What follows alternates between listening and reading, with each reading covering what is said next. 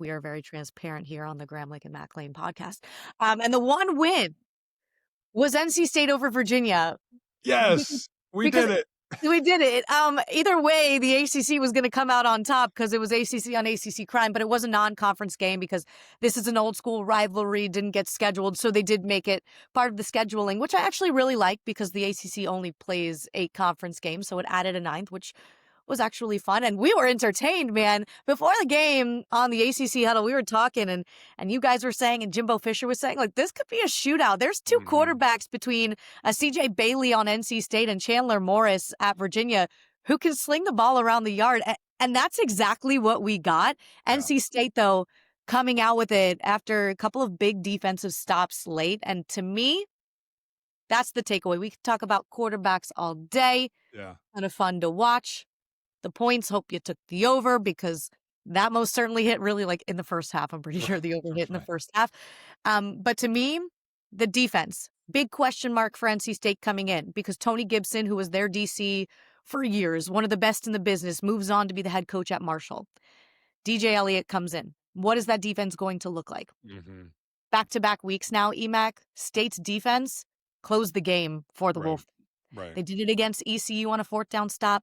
And they intercepted the ball, on the final drive of the game when UVA was knocking on the door to take the lead. Right. Bend, don't break, because there was a lot of bending, 257 yards of bending. I don't think anybody's walking away like, hell yeah, brother. We feel good about that. But you made the game winning play. And there's something, to that. There's something to when the game's on the line, got to have it. You can do it. There's a piece of that. But certainly I don't think anybody was ecstatic. Both teams had over 220 yards, which is crazy to look at, especially when you think of just what these teams have from a quarterback situation and standpoint. And I also thought it was fascinating.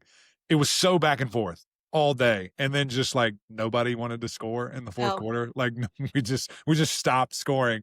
We thought this game was going to be in the high 40s, and then it just slammed on the brakes in the fourth. But as you mentioned, somebody had to win, and I think the one thing that Virginia fans will probably be sick about, there was a guy wide open on that pick, and he would have scored, and it just was a miss. It was a misfire. Tried to force it in there, but you got to take that because this guy's a gunslinger.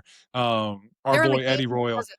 Yeah, he's fun to watch. Yeah, he's fun to watch. And, Eddie loves to compare him to Brett Favre, which I see that, in the risks and the way he throws it. And then you look on the other side with CJ Bailey. We saw him run the ball really effectively, getting in the end zone twice with his feet.